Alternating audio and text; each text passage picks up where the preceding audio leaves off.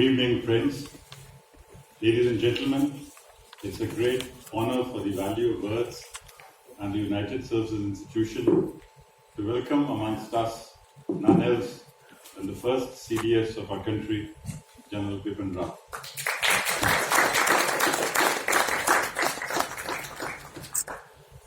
We're extremely honored that he's flanked by none else than the veteran producer, director, and filmmaker, Shri J.P. Datta on one side, and Colonel Sajjad, a decorated war hero from India and Bangladesh. A very rare honor to have with us Padma Shri Sajjad, who's also a decorated soldier in Bangladesh. Very great. We are very honored that both of you are here with us. We are delighted that we are blessed with the presence of General Ian Cardozo, whose poem on the marigold we just heard, and whose contribution to the Vela, his contribution to bringing the narrative is second to none. We are very grateful, sir, that you are here with us. And we have on the stage General Sharma and General Pannu, two of my very senior colleagues who have helped me in stitching this all together, because this is a program which we've been doing for the last 5 years, because unlike most literature festivals which talk only about books which have been written, the Value of Words, because it was based in Dehradun, had taken a very conscious decision that military history and strategy, as also environment and ecology, would be very much a part of the tradition of reading, writing, learning and understanding. The reasons are that Dehradun is home to both FRI and the IMA, their sister institutions, working together, and one looks at ecology and environment, how the natural history of the country is shaping, and the other looks at how the strategic thinking in the country takes place. So one of the USPs of the Value of Words is that we not only look at literature, the finest writings in Hindi and English, poetry, philosophy, literature, but we also look at specialized things like military history and strategy. We're very happy that for the last 5 years, we've been collaborating with the United Services Institution. And this year, thanks to General Pannu, we also decided to bring in the film, celluloid, media, because I think we were confined to books. And but we realize, as the next generation also realizes, that there is much more communication. There's much greater outreach of the film industry. There's much greater, because patriotism, nationalism, songs of Vela, they're best described, and as we've had sessions with both Maruf and Iqbal before, all this has been a great journey for us. I'll take a very brief time to generally inform General Rawat, our chief guest for the day, about what all we've done for the last 2 days, sir. So we started with an address by General B.K. Sharma, and then we had 3 book launches here. We had Shiv Kunal Verma's book, A Western Sunrise, which was India's war with Pakistan, by Shiv Kunal Verma.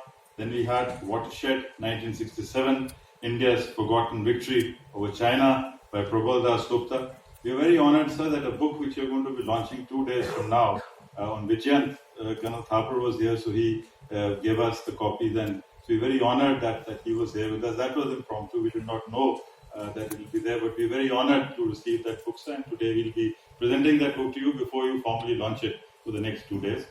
And the 4th edition of a book by DHE of BSF, who's also an ECO, an emergency commissioned officer, Yun Janma Bangladesh, the 4th edition of that book was also launched.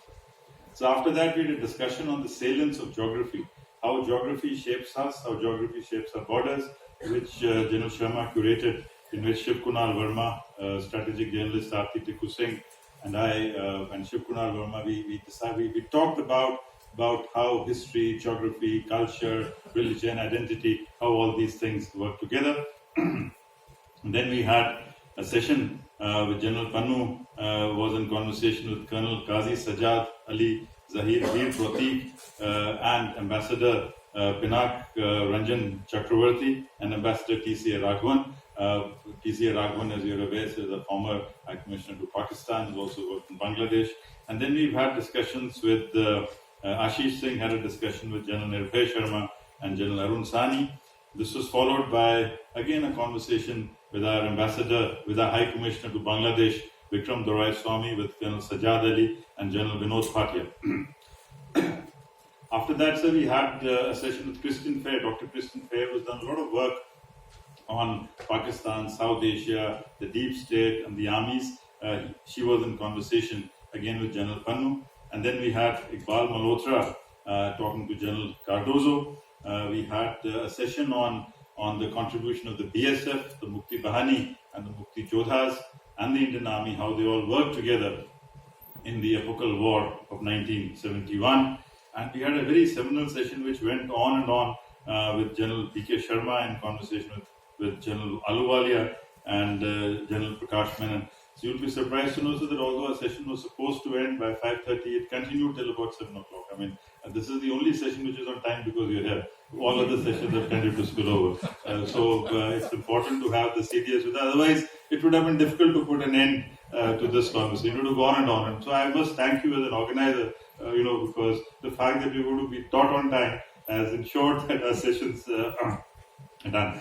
Morning, sir, we had sessions on the Indian Air Force, the great contribution which the air operations did. We had AVM Manmohan Bahadur in conversation with Jagan Mohan and with Air Marshal Harish Masan. Another aspect about this is that only about 70 to 80% of the authors could join us here. The rest was on video conferencing. So one of the good things about technology is that it's always better if the resource person is here, but we've been able to transcend the barrier of time and space by making use of good technology with this, and I'd like to thank and place on record the contribution of Rishabh and his team, as also the USI's IT team for having brought this all together. Then we had a discussion on naval operations in which Admiral Anup Singh was in conversation with Sandeep Punathan, and then he had a conversation with Admiral Shekhar Sinha. So later in the day we had Prabal Das Gupta, who's sitting right here with us, with Ambassador Akbaruddin and Alok Bansal. Again, very strategic.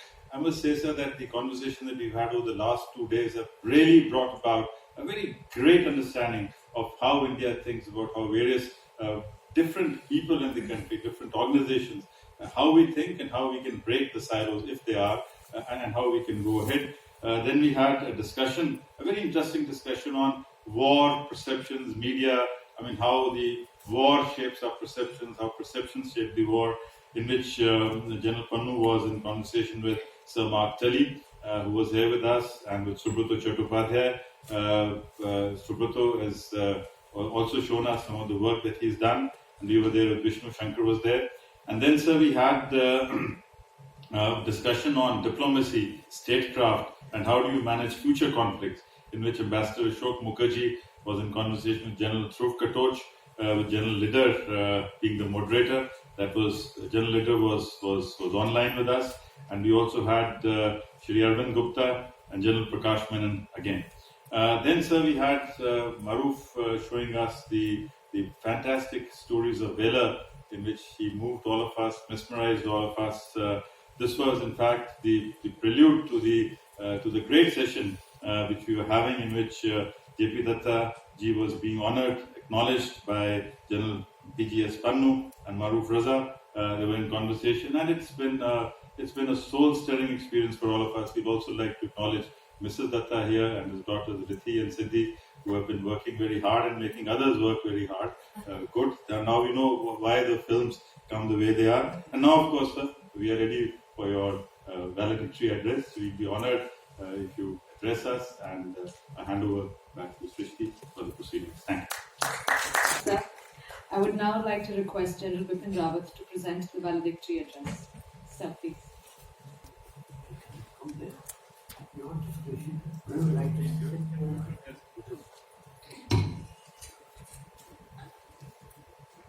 Dr. Sanjeev Chopra, the patron of Value of Words, sitting here on the podium, very prominent personalities.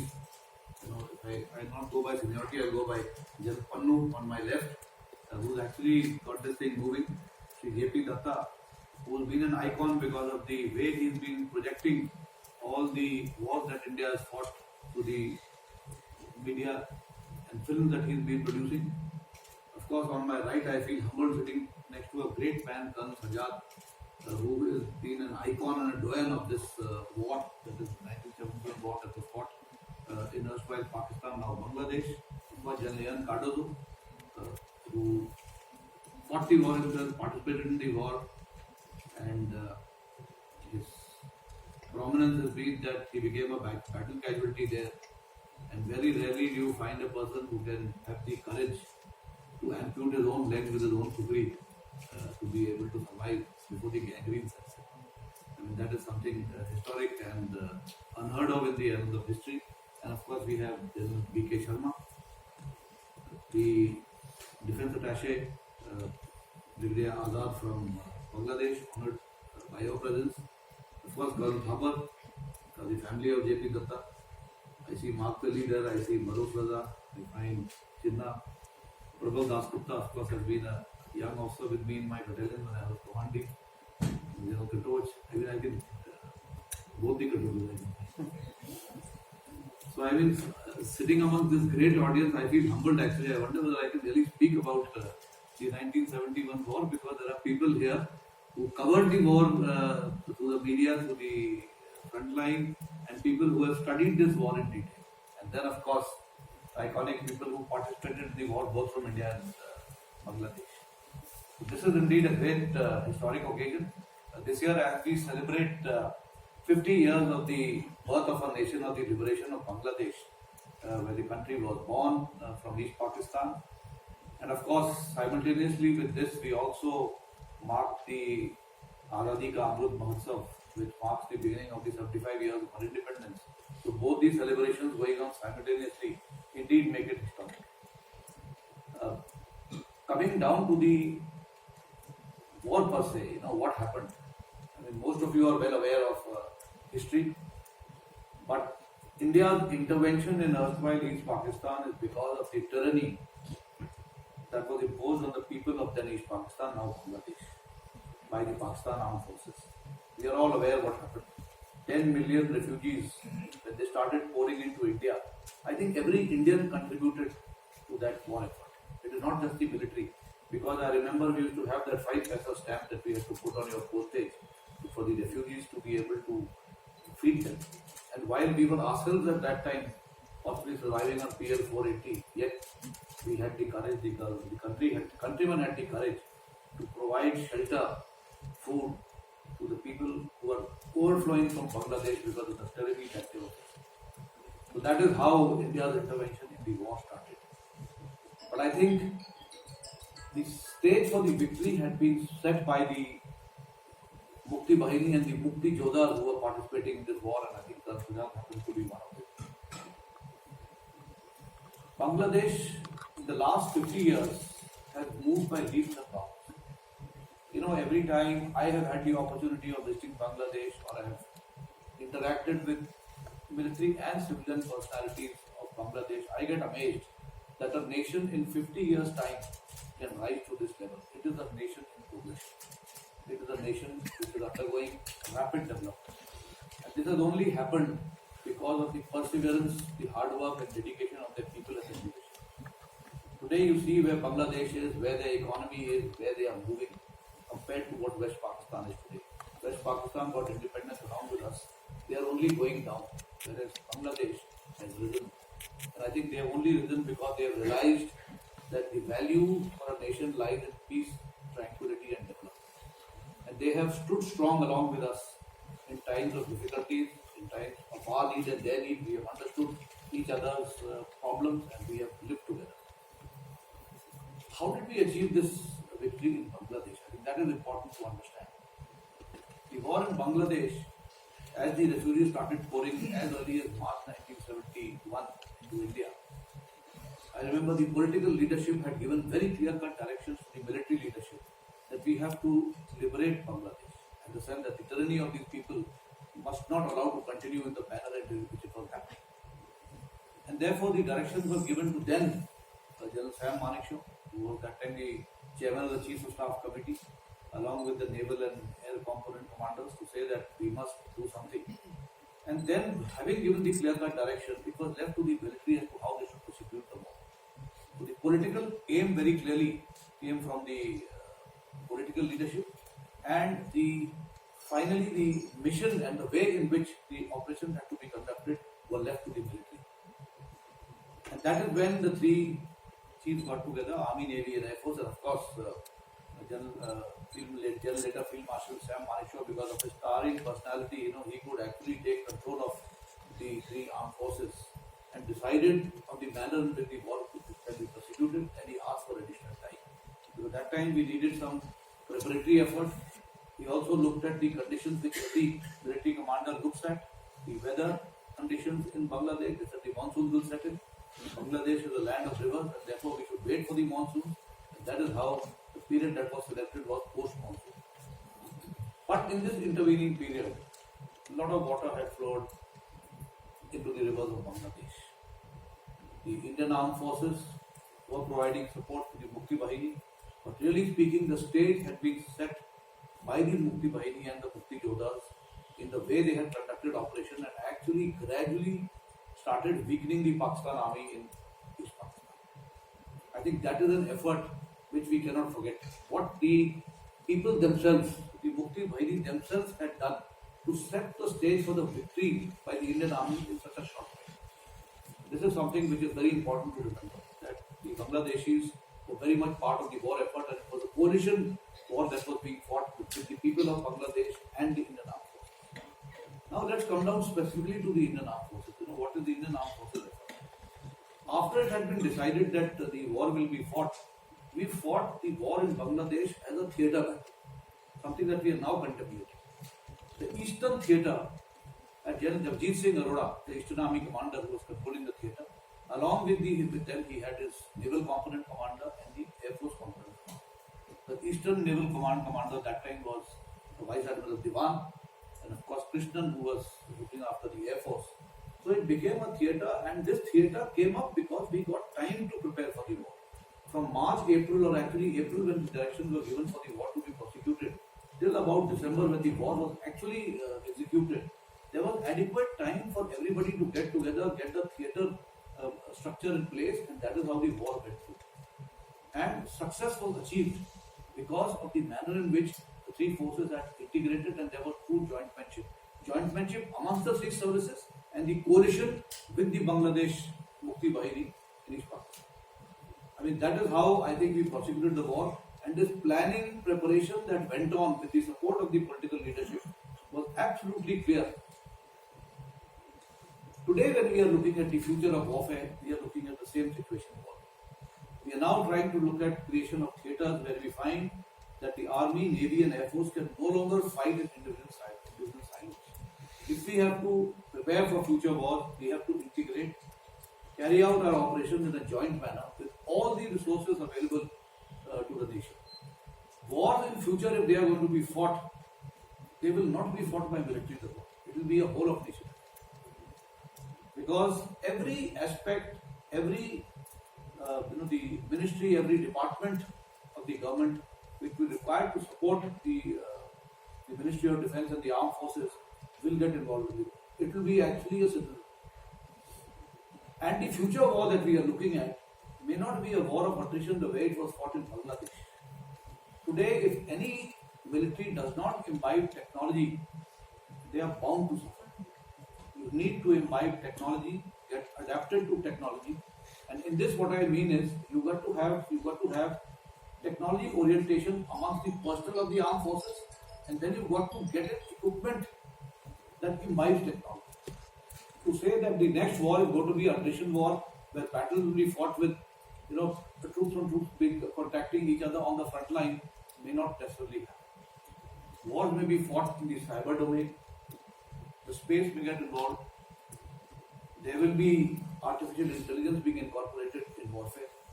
So if that is how war is going to be fought, you may actually find that the troops in the rear and the people in the rear getting affected by battles, and the troops in the front line actually joining battle at a much later stage. In fact, will we even get to know when two nations are at war?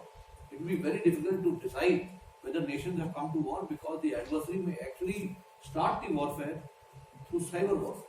You may find that your civilian systems start getting disrupted, your banking systems, your railways, your power grids, and what have you. So with these disruptions, will we be able to gauge that the war has started? And only then will warfare begin. And thereafter the warfare may begin not with troops in contact. It could be the launch of missiles. Adversaries now have long-range rocket forces which they have evolved. So these may be the ones that may first come into battle. And then after the adequate isolation of the battlefield has taken place, adequate information has been generated, adequate information warfare campaign has been launched, in which the media will play a very big role today in warfare. And I find that there are friends from the media here, they do understand this. Media can help you in shaping the battlefield for the conduct of war. So these are some of the aspects which I think we need to understand, and we need to take our lessons for the future. That future wars will not be the war as it was fought in 1971. Future wars will be very difficult. They're very difficult and different.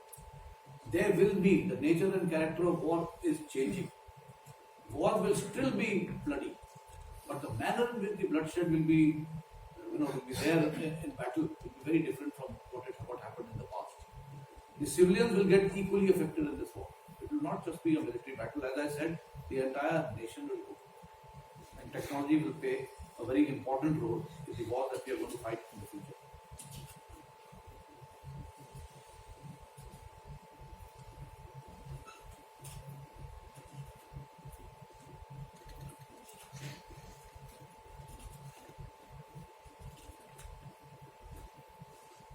So with that as the backdrop, I would like to compliment the USI and of course the Valley of Words for having taken this initiative on getting back to what happened in 1971, because any nation which does not record or recall its history is bound to fail.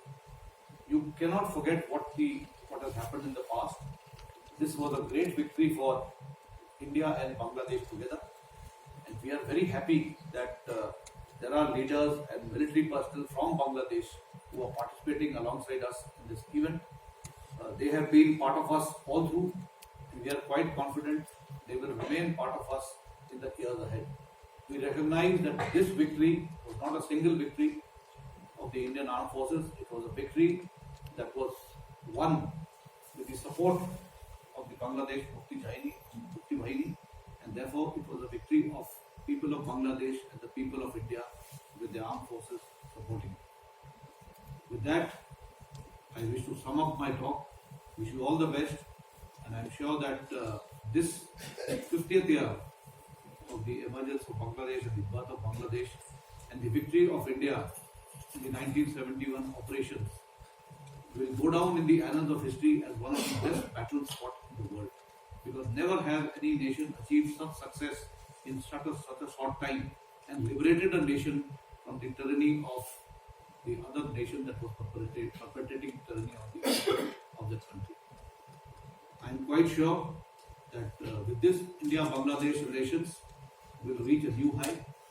We will continue to maintain our relationship with each other, not just at the military level, but people-to-people contact and at the political level. So with that, I wish the organizers of this great function the very best. My best wishes also to the Bangladesh Armed Forces and to the Indian Armed Forces, those who sacrificed themselves, laid down their lives, those who were wounded in battle, and to the families of those who were part of this campaign in 1971. At the same time, I would also like to make a mention about the 54 of our people who have remained unknown soldiers. We still have 54 people who we believe are prisoners of war in the custody of Pakistan. And how and when will we be able to get them back, or what is their fate, is something we need to think through. We are aware that 54 of our first service personnel from the military I would say missing in action. We have information about some of them being alive. How to get them back is something that we have to look at in the future. With that, thank you, ladies and gentlemen, and may long live India-Bangladesh relationship and may we rise to greater heights. Jai Hind.